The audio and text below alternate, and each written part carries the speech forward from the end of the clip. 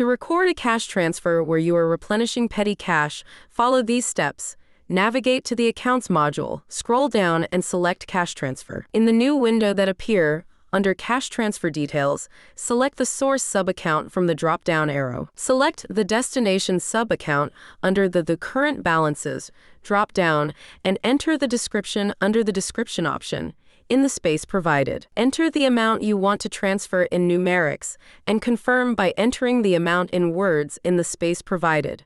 Please ensure that the amount in numerics is same as the amount in words. Enter the name of the person in charge of receiving the amount in the space provided here. You can adjust the date and time from here and click on Transfer. It is important to note that every cash transfer made should be acknowledged, including end-of-cashier shift cash transfers. To acknowledge the cash transfer, the service provider in charge should filter the status at the bottom of the window to Pending Acknowledgement. They can adjust the dates to capture previous cash transfers made within a specified period for acknowledgement and click on View. To acknowledge the cash transfer, click on the tick button that is against the cash transfer.